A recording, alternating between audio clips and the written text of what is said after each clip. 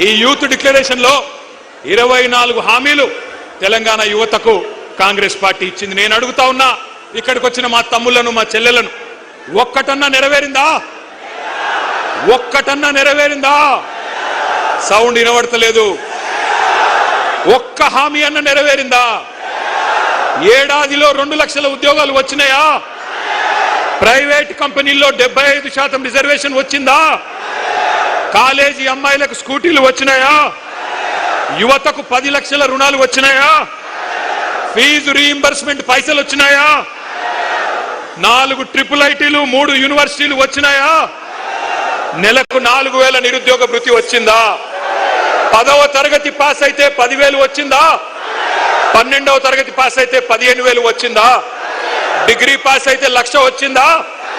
PG pass అయితే 1,00,000 వచ్చిందా? PhD చేస్తే 5 లక్షలు వచ్చిందా? మరి ఏమొచ్చిందని నేను అడుగుతా ఉన్నా. ఈ పార్టీకి ఓటేస్తే నేను అడుగుతున్నా మిమ్మల్ని, ఇంత మోసం చేసిన వాళ్ళను ఏమందాం? దగేబాజ్ అందామా? దోఖేబాజ్ అందామా? దగుల్బాజీలు అందామా? ఏమందాం? మీరు ఆలోచించండి. ఒక్క మాటలో చెప్పాలంటే, young generation got cheated by a old jackal. Young generation got cheated by a old jackal. ఒక జిత్తుల మారి ముసలి నక్క కాంగ్రెస్ యువజనాన్ని తెలివిగా చిత్తు చేసింది. ఒకనాడు మా జగిత్యాల అలిశెట్టి ప్రభాకర్ అనే ఒక మహాకవి, ఆయన అన్న ఒక మాట గుర్తొస్తున్నది వాళ్ళ ఉపన్యాసాలు వింటుంటే. ఆయన అన్నాడు, అలిశెట్టి ప్రభాకర్ గారు, ఒక నక్క ప్రమాణ స్వీకారం చేసిందట ఇంకెవ్వరిని మోసగించనని. ఒక పులి పశ్చాత్తాపం ప్రకటించిందట, తోటి జంతువులను నేను ఇంకా చంపనని. ఇవాళ వీళ్ళ మాటలు వింటుంటే 60 ఏళ్లు నెత్తురు రుచి మరిగిన కాంగ్రెస్ ఏ రకంగా మోసం చేసిందో ఒక్కసారి గుర్తు చేసుకోమని చెప్పి నేను కోరుతా ఉన్నా. కాంగ్రెస్ పార్టీ పుట్టు పూర్వోత్తరాలు మీకు తెలుసు. అన్ని తెలిసి కూడా చైతన్యవంతమైన మనం వాళ్ళ మోసపు వలలో పడ్డాం. కానీ ఈరోజు ఏం జరిగింది? కాంగ్రెస్ వాళ్ళకు అధికార పీఠం వచ్చింది, నిరుద్యోగులకు మాత్రం బలిపీఠం ఎక్కే పరిస్థితి వచ్చింది. 31 నెలలు అయిపోయింది, 32వ నెల నడుస్తా ఉంది. సడి లేదు, చప్పుడు లేదు.